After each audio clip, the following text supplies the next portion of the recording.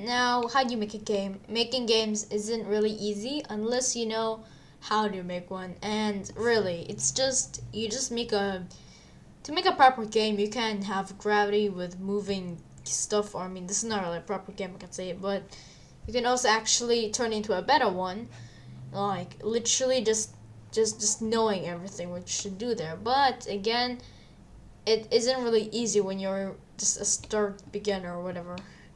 Now we're gonna start off by we're gonna make this thing bigger. We're gonna press N because we don't need the properties section, and then we're gonna click here. But for you it's going to be like something else. It's gonna be this. But what you do, you have to click in this corner and click into the logic editor. And when you have the logic editor, you have the access to all of these keys. So you're gonna press keyboard, and then what you want next, whatever you can do, whatever keyboard you want. It can be G, it can be W, but I'm gonna stick with W because it's the most simple one.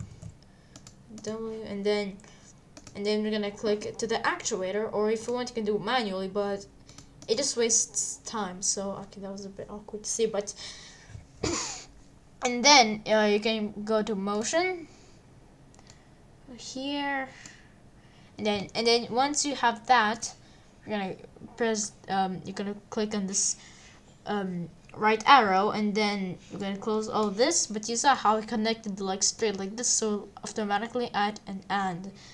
Okay, we don't need that. And now if we play the game by pressing P, you see everything that's actually not visible, it's gonna just go invisible. And then if you press W or whatever key you set it on, it's going to move. And it also can be like what, 2, and it goes like a bullet. It's like a kind of supersonic fast thing, like bam. Anyways, also, and then you also have the lighting. I mean, you cannot there's actually a limit in between adding lights. So if you want to make a sun, just click in this thing in this tab and then set it to sun. And then actually, if you don't have the black thing, just click in that thing. But for you, may be like this. For you guys, it may also be like this. So I'm gonna click shadow, and then when we play it, oh, I forgot that was like a mile fast.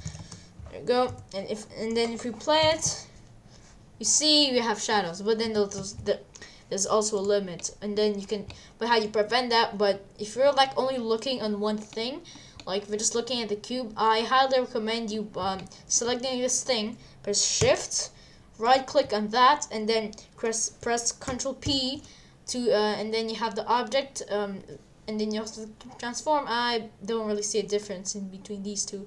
But what the vertex actually does, when you have a rotating, when the thing is rotating, the child of the object will actually not rotate. Because for example, if we did object, you see here, yeah, it's just, see this line what just appeared, it's gonna be apparent. So if I move this, you see the sun is following that thing. So, and if in case you accidentally selected the wrong thing, and when you move this, it's not gonna move that thing.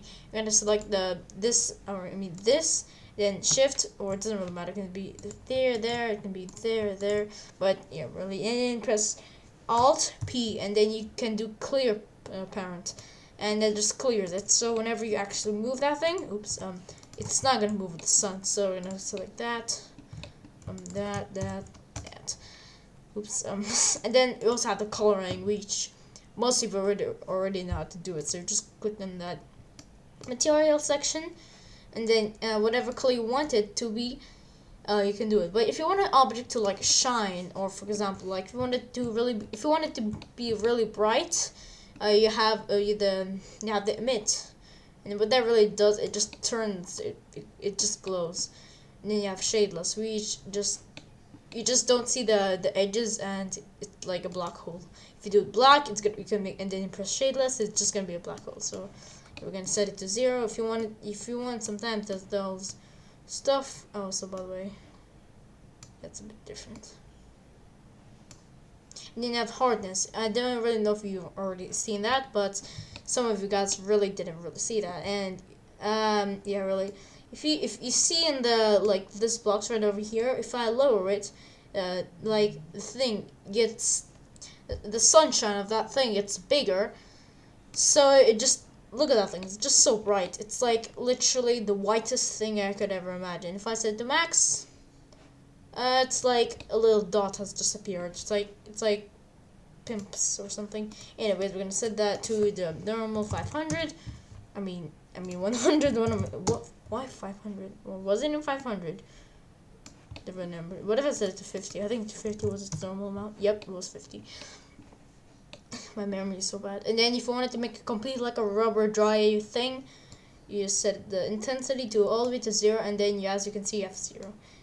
But we're gonna set the thing back to its normal thing. And now, how do you make a glass or a transparent material?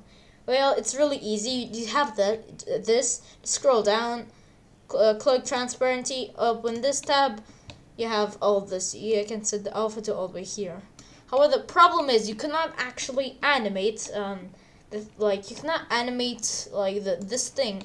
So, but how you animate it, you can see in the other videos. So, because I've already wasted so much time on like literally 10 hours of just telling you how to turn it into how to make a proper nice looking color thing.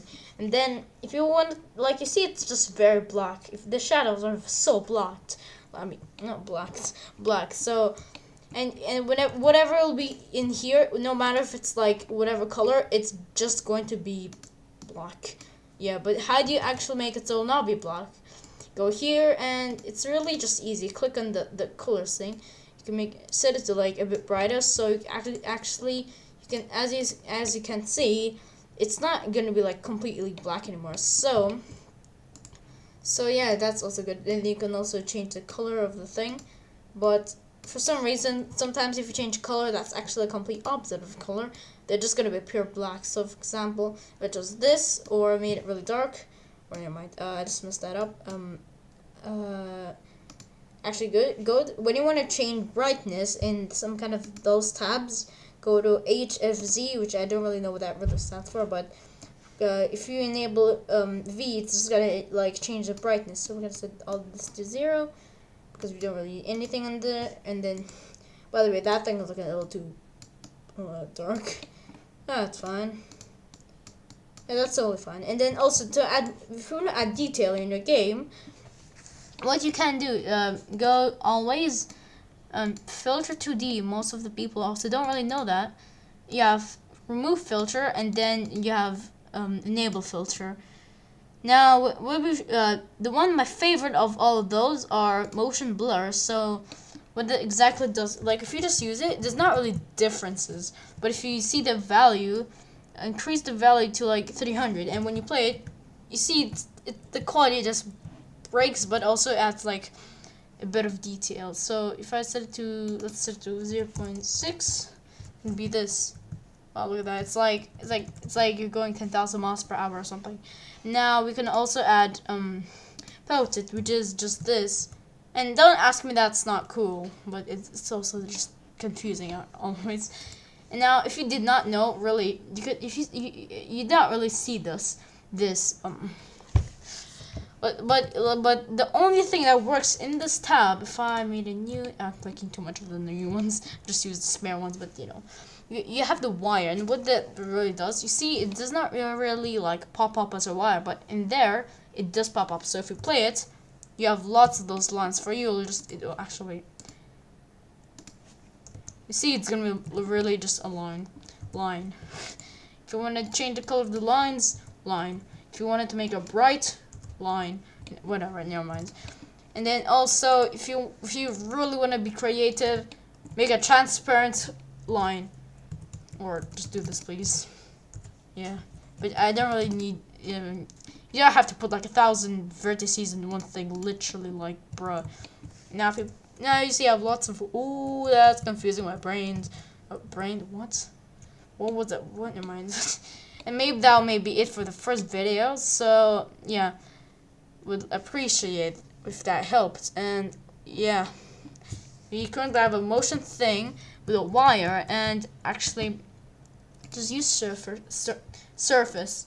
Because surface is the most normal thing, and man, that motion blur is just amazing, really.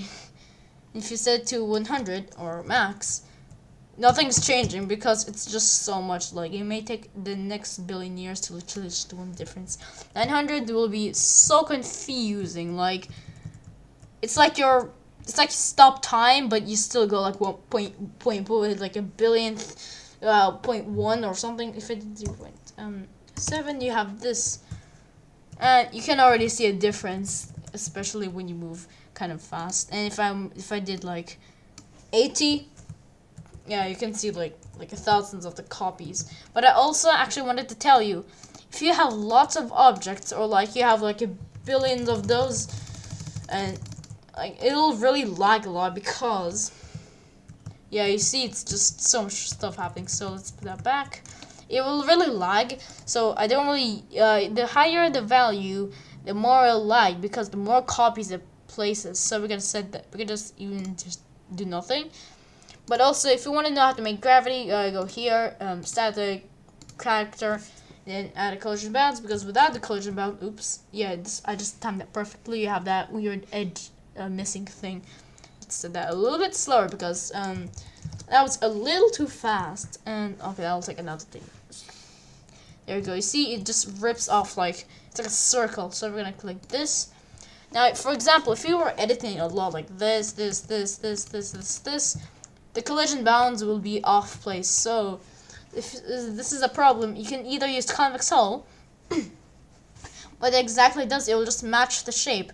But if you're like doing some kind of car, and if you want to get inside, or you're making some kind of ring that a ball can go pass through, you can use triangle mesh. So it's just gonna be like that.